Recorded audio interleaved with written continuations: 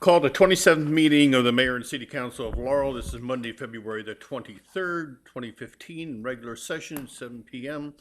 Please note that if you wish to be heard during the public hearing, that you must sign the sign-up sheet in the back, and I will restrict anybody to at least 2 minutes, and sometimes I'll vary that depending on the topic. With that, we'll have Reverend Warren Litchfield join us for the prayer, and we'll do the Pledge of Allegiance led by Mayor Mo. Almighty God, we gather this evening now to conduct the business of this city. On our prayer for our mayor, president, for the members of the city council, all in authority, that with sense of justice, strength, and wisdom is able to perform their duties of all like you. Command this nation, our law enforcement, our fire and rescue, people by thy merciful care and understanding.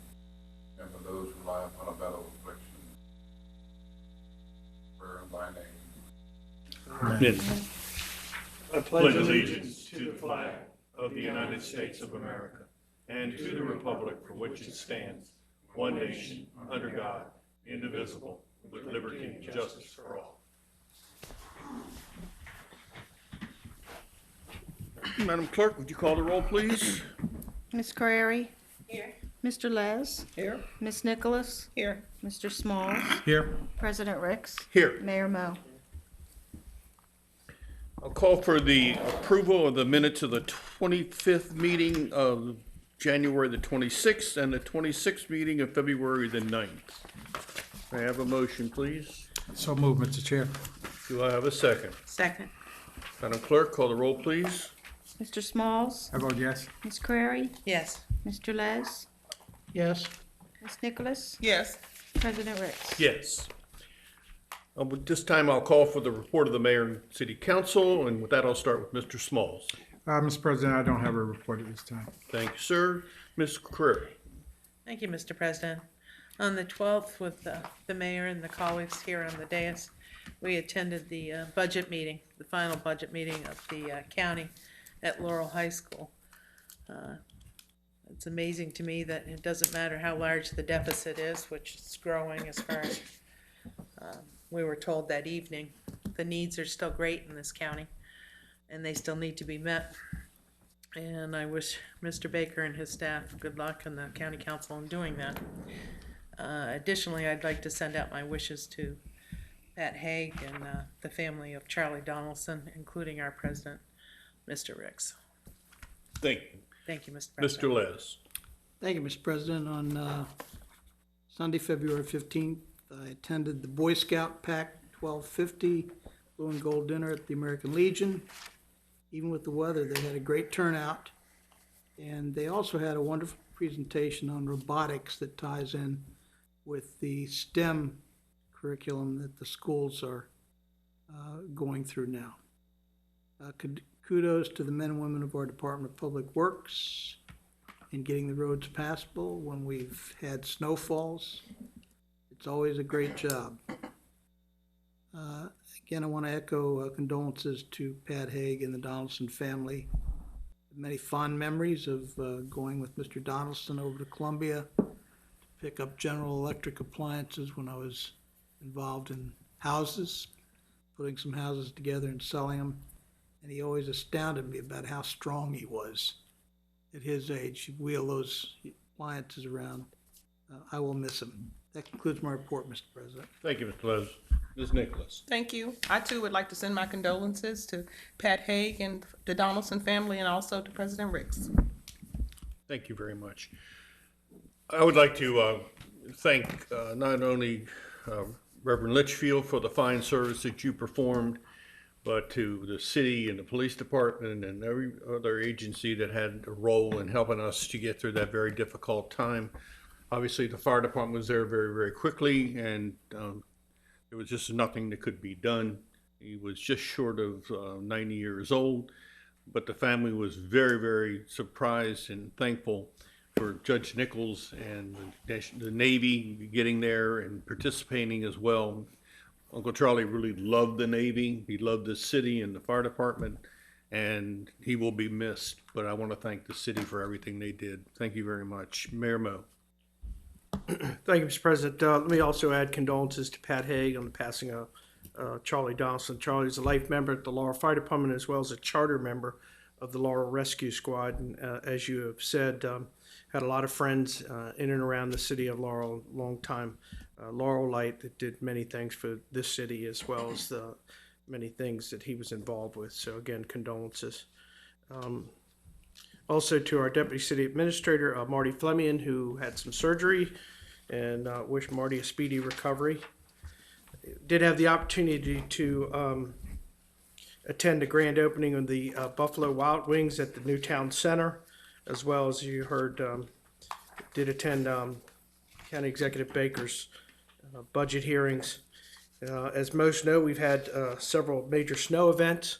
Want to acknowledge and thank, in particular, our Public Works crews as well as our Park and Recs facility crews who get out there early and get the places cleaned up and get people to work and moving around the city of Laurel, as well as our police department who continues to run calls and during those times.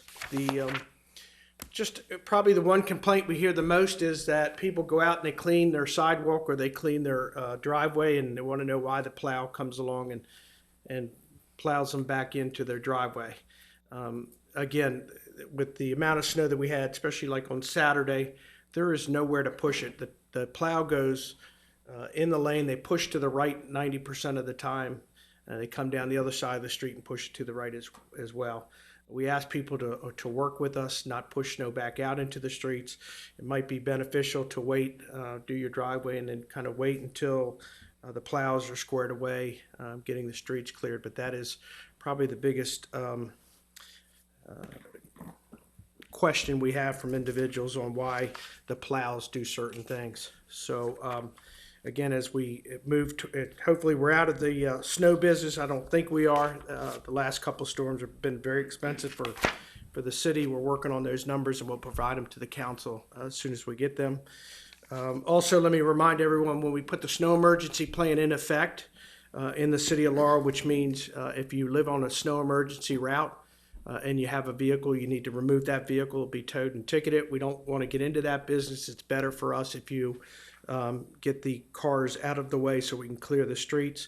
When we put the snow emergency route into effect, you can look at our Facebook, Twitter, or we put it on the digital boards. We also do press releases and a website. And most of the time, if the Emergency Operations Center is open, you can call here at City Hall and get that information as well. But usually anything over 2 or 3 inches, you need to pay real close attention, because a lot of times either the county or the city will put the emergency snow plan into effect. And if the county does it, you're still required to do the same thing and move your cars. We also ask and remind everyone to clear your sidewalks as quickly as possible. Rain, sleet, or even snow, the City of Laurel's open house will open, and we encourage the public to come this Sunday, March the 1st from 1 to 4 p.m., see how government operates, see all the different departments we have. And we've had foul weather before and we've gotten it off, and it's always a good turnout. We hope the general public will again come this Sunday, March the 1st from 1 to 4. Mr. President, I do have one appointment to make, that of Ms. Eileen Collins for the Youth Services Commission. Eileen, I want to thank you, and she is the last member of the commission we have, and they will start work with Chairman Monique Holland. So I'd like to put forth the nomination of Eileen Collins for the Youth Services Commission. Thank you, Mayor. May I have a motion from the council? So moved. Second? Second. Madam Clerk? Mr. Les? Yes. Ms. Crary? Yes. Ms. Nicholas? Yes. Mr. Smalls? I vote yes. President Ricks? Yes. Thank Welcome. you, Thank you very much for volunteering. as always. You want to say anything, Eileen? No.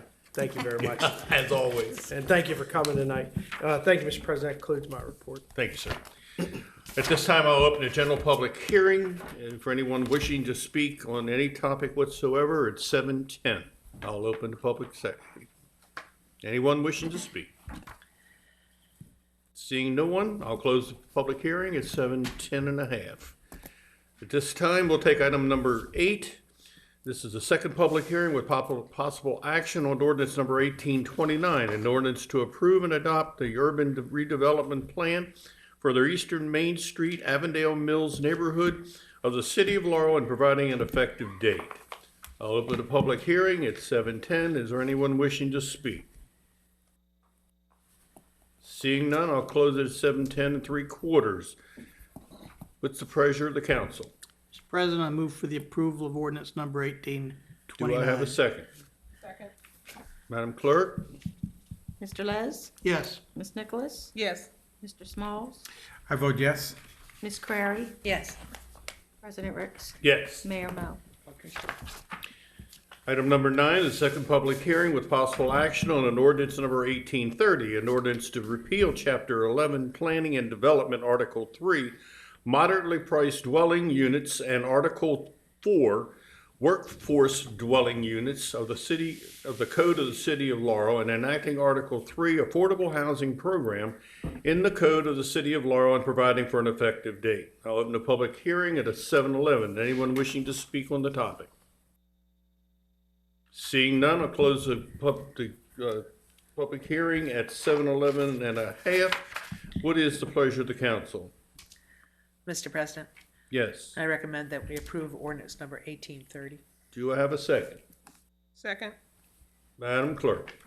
Ms. Crary? Yes. Ms. Nicholas? Yes. Mr. Les? Yes. Mr. Smalls? I vote yes. President Ricks? Yes. Mayor Mo? I'll concur, and let me just thank Mr. Brock for his work on putting this together, and I think simplifying it, quite frankly, for us. So thank you. Thank you, Mr. President. Thank you, sir. Item number 10, second public hearing with possible action on ordinance number 1832. An ordinance of the Mayor and City Council of Laurel, Maryland approving an extension of the city's franchise agreement with Comcast of Maryland LLC. This time I'll open the public hearing at 7:12. Anyone wishing to speak on this topic? Seeing none, I'm sorry? I was asking Brian now if anything new to this. Okay. I'll close the public hearing at 7:12 and a half. And as for a motion, Mr. President, yes. I recommend that we approve ordinance number 1832. Do I have a second? Second. Madam Clerk? Ms. Crary? Yes. Mr. Les? Yes. Ms. Nicholas? Yes. Mr. Smalls? I vote yes. President Ricks? Yes. Mayor I'll Mo? concur. Item number 11 is a second public hearing on ordinance number 1833, a text amendment number 237, an ordinance to amend Chapter 20, Land Development and Subdivision, Article 1, Zoning, Division 5, Zoning Districts, and Article 6, Roads and Sidewalks, Division 3, Design and Construction Standards and Requirements of the Laurel City Code and providing an effective date. I'll open the public hearing at 7:13. Mr. Brock? Yes, Mr. President. The city code requires that in order to adopt a text amendment, there must be a minimum of 15 days advertisement before the hearing date. In this instance, we only had 12, so it'll be necessary to go to a third hearing. Okay. Any questions from the council? We'll take this item up on our next meeting on Monday, March the 9th at 7 p.m. Is there anything else to come before the council? Seeing none, we stand adjourned.